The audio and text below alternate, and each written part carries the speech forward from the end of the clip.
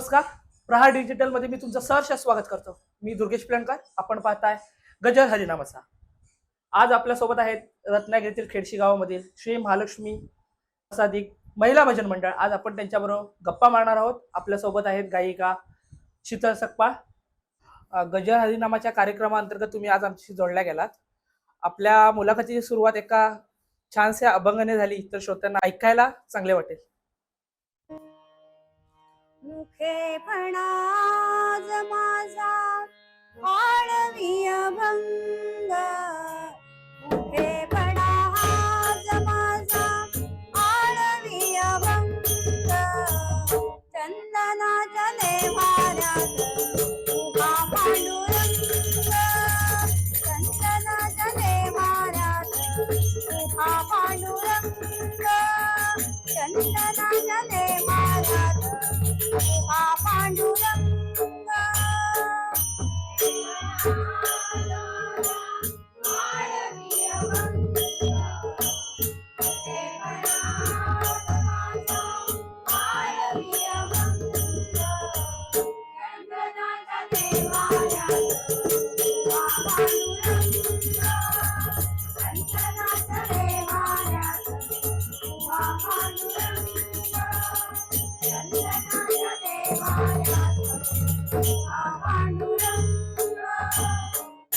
Villa देव सारा उगाळीला जन्म, villa देव सारा उगाळीला जन्म,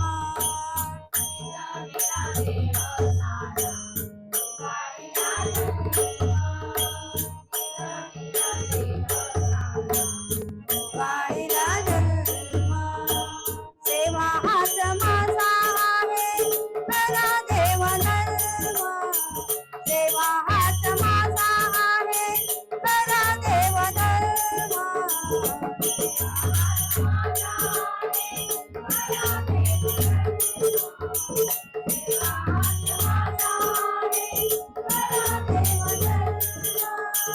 नका करू कोणी माझा, नका करू कोणी माझा समाधीचा भंग, नका करू कोणी माझा समाधीचा भंग, चंदनाच्या देव्हाऱ्यात उभा पांडुरंग, चंदनाच्या देव्हाऱ्यात उभा पांडुरंग, चंदनाच्या देव्हाऱ्यात उभा पांडुरंग.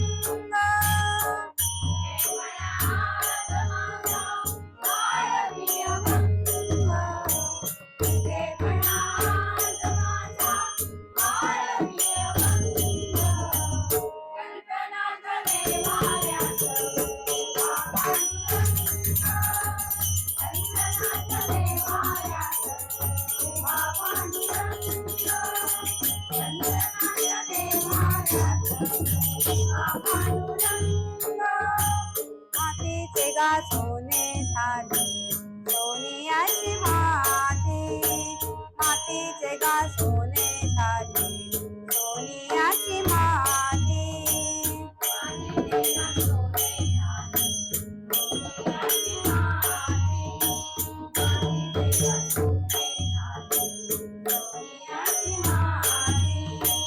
तोडीले मी धागे धागे तोडीले नाही, तोडीले मी धागे धागे तोडीले नाही,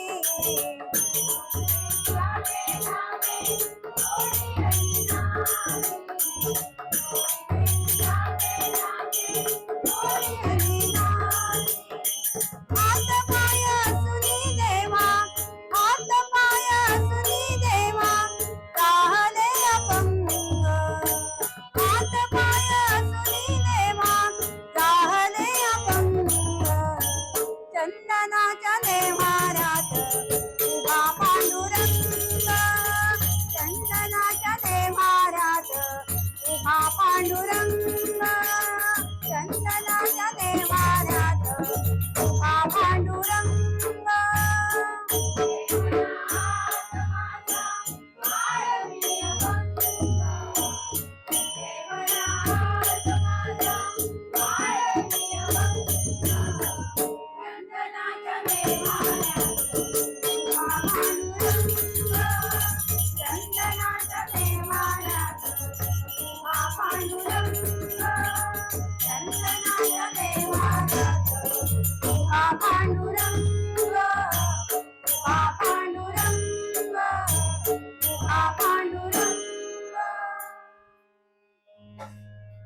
तुम्ही हे जे मंडळ सुरू केलात त्या मंडळ सुरू करायची प्रेरणा कोणीतरी तुम्हाला दिली असेल, ती कोणाकडून मिळाली?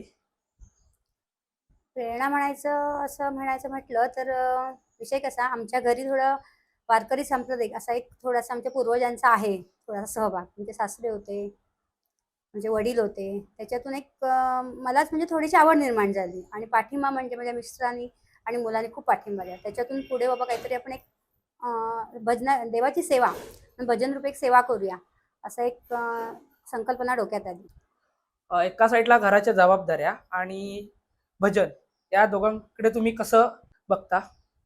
तसं म्हणायला गेलं तर जबाबदारी म्हटलं की संसार म्हटलं की तेवढी जबाबदारी आणि ह्या क्षेत्रात आपण उतरलोय भजन क्षेत्रात तर तीही जबाबदारी तेवढीच. आणि मेन कसं घरच्यांचा पाठिंबा असल्या कारणामुळं त्यांनी मला पाठिंबा दिला आणि इकडेही माझं म्हणजे प्रचंड आवड असल्या कारणानं दोन्ही मी सांभाळत गेले. कधी कधी घरी थोडासा प्रॉब्लेम येतो, मी बाहेर पडले तर मग घरच्यांचं थोडं म्हणजे घरचं सगळं विस्कळीत थोडंसं होतं. पण त्यालाही न जुमानता आम्ही हे कंटिन्यू त्यात माझ्या महिलांनी म्हणण्यापेक्षा माझ्या मैत्रिणींनी मला छान सपोर्ट केला.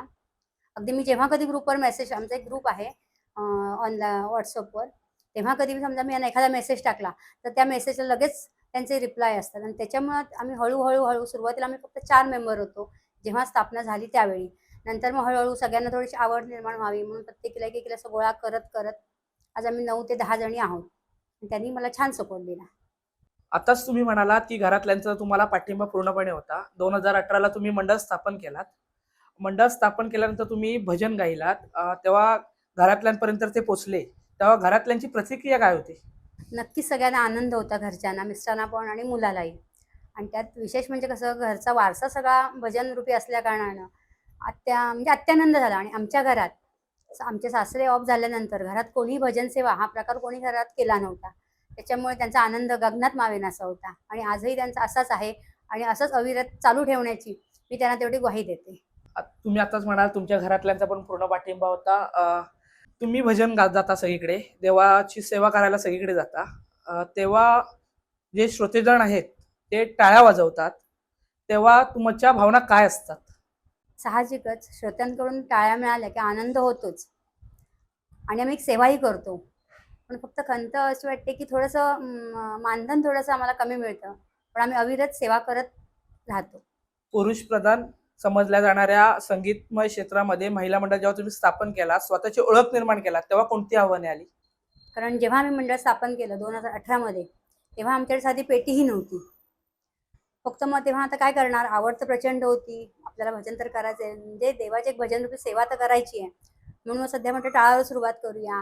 एक सुरुवातीला आम्ही टाळावरच बसलो. नंतर मग असंच आता पर्सनल सांगायचं म्हटलं तर मिस्टरांनी लगेच मग पेटीचा विषय काढला. म्हणून पेटी नाही आहे, मग मी तुला पेटी घेऊन देतो. नंतर मग त्यांनी मला पेटी घेऊन दिली. असं म्हणता म्हणता ठीक आहे, पेटी आणि टाळ इतपत सगळं झालं.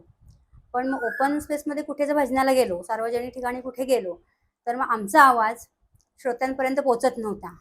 कारण आम्ही एकीकडे श्रोते मग मग अक्षरशः कंटाळून मग मग नाही ऐकायला काही येत नाही आहे, आवाज क्लिअर नाही असं म्हणता म्हणता थोडीशी त्यांच्याकडून कुठेतरी नाराजी आम्हाला दिसली. मग आम्ही थोडा विचार केला की चला आपण अशीच कुठे ना कुठे घरगुती कुठेतरी भजनं करूया, थोड्यावर आपल्याला काहीतरी मानधन मिळेल. त्याच्यामध्ये आपण सगळी आपली साऊंड सिस्टीम घेऊया. आणि आज आम्ही पूर्ण अगदी मिक्सरपासून आमच्याकडे सगळी साऊंड सिस्टीम आहे. त्याच्यामुळे मेन आम्हाला अडचण आली ती फक्त साऊंडची, ही सुरुवातीपासूनच आम्हाला अडचण आली. तरुण पिढी जी आताची आहे ती व्यसनाच्या आणि अधीन जाते आहे, तर त्या तरुण पिढीला तुम्ही भजनामार्फत कोणता संदेश द्याल? तरुण पिढीला संदेश द्यायचा म्हटलंच तर सध्या अगदी म्हणतात ना, एक वर्षापासून लहान मुलं ही अगदी वयोवृद्ध होईपर्यंत मोबाईलमध्ये जास्त त्यांचं अट्रॅक्शन असतं असं सध्या बघायला मिळतंय. तसं त्यांनी ते न जाता एक तुम्ही हरिनाम घ्या. हरिनामामध्ये पुष्कळ गायी आहे, तेवढं मला सध्या तरी सांगता येणार नाही. पण असं आज मी जी भजन सेवा करतोय, आम्ही आमचं महालक्ष्मी महिला मंडळ, माझ्या सगळ्या मैत्रिणी माझ्यासोबत आहेत, आम्ही जे करतोय त्याच्यातून एवढा आनंद मिळतोय की प्रचंड आनंद. म्हणजे संध्याकाळची झोपही एवढी सुंदर लागते. त्याच्यामुळे तरुण मंडळींनी पण जास्त त्या मोबाईलमध्ये ऑनलाईन न राहता हरिनामामध्ये स्वतःला जास्त गुंतवून घेतलात तर फार बरं होईल, असं मी त्यांना एक आमच्या भजनाच्या माध्यमातून त्यांना मी एक सल्ला देते. आताचं डिजिटल युग आहे आणि डिजिटल युगाचा प्लॅटफॉर्म तुम्हाला लाभतो का? तुमच्या भजन मंडळाची ओळख बाहेर निर्माण होते का सगळीकडे? नक्कीच डिजिटलचा आम्हाला उपयोग होतो म्हणायला हरकत नाही. कारण मागे आम्ही एकदा गुहागरला नवरात्रीमध्ये गेलो होतो, त्याच्या आधी मला वाटतं गणपतीत गेलो होतो. तेव्हाही म्हणजे बऱ्याच प्रमाणात आम्हाला त्याचा उपयोग झाला. फक्त खंत ही आहे की आमच्या महिलांपैकी आम्हाला स्वतःहून काही यूट्यूबला आम्हाला काही टाकता येत नाही. ही आमची एक थोडीशी खंत आहे. पण ते आम्ही सुधारण्याचा नक्कीच प्रयत्न करू. तुम्ही आता म्हणालात की गुहागरनी सगळीकडे तुम्ही गेलात. गुहागर व्यतिरिक्त अजून तुम्ही कुठे कुठे गेलात? तसं म्हणायला गेलं तर आम्ही एक 2-3 तालुके, जिल्हे तर आम्ही नक्कीच केलेत. गुहागरला गेलो, त्याच्यानंतर रत्नागिरीमध्ये खंडाळा तिथे गेलो, एक संगमेश्वरला गेलो, चिपळूणला गेलो एकदा. असं रत्नागिरी शहरामध्ये बऱ्याच ठिकाणी गेलो आणि प्रत्येक वेळी आम्हाला जाताना म्हणजे भजनाला जाताना गुहागर असेल, खंडाळा असेल, चिपळूण असेल, संगमेश्वर असेल, तर आमच्यासोबत आमचे पेटीवादक आहेत श्री प्रवीण सावंत देसाई. सध्या ते मोठे कीर्तनकार बुवा झालेले आहेत. त्यांनी मधल्या काळामध्ये कीर्तनाचे त्यांनी धडे घेतलेले आहेत चिपळूणला जाऊन आणि आज ते उत्तम प्रकारे कीर्तन करतात. ते त्यांचा वेळ म्हणजे त्यांना वेळ नसतो, पण त्यातल्या त्यात ते वेळ काढून आमच्यासाठी पण एक दिवस कधी कधी गुहागरला गेलो गेलो आमचा प्रवास असतो. त्याच्यामुळे तेवढा वेळ ते आमच्यासाठी देतात आणि त्याच्यामुळेच आमचं भजन आज उत्तरोत्तर रंगत जातंय. त्याच्यामुळे फार बरं वाटतंय. तुम्ही आमच्याशी चांगला संवाद साधलात. आपल्या श्रोत्यांना ऐकायला आवडेल, आता आपण शेवटीकडे आलो आहोत. श्रोत्यांना ऐकायला आवडेल की आपल्या कार्यक्रमाची जी शेवट आहे तो एका चांगल्या गवळणीने व्हावा.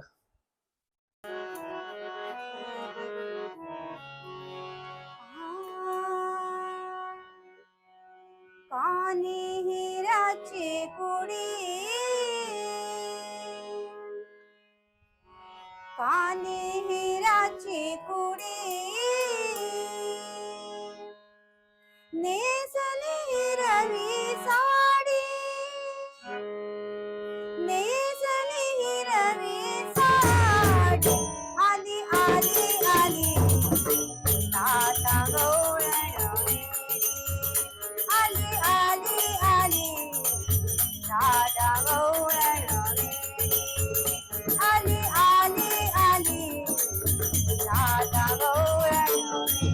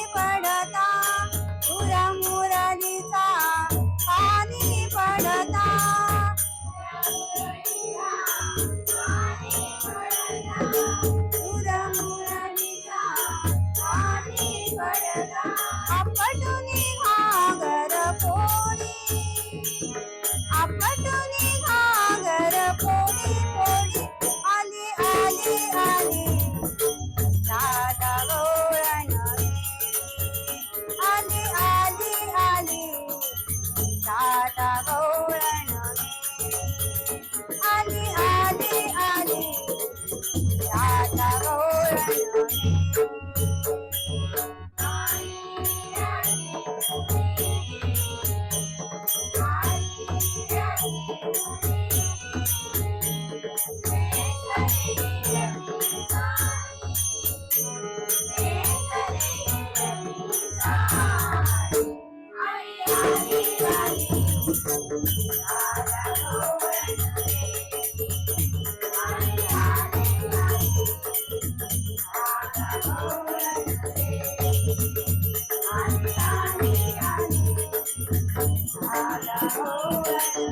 Oh,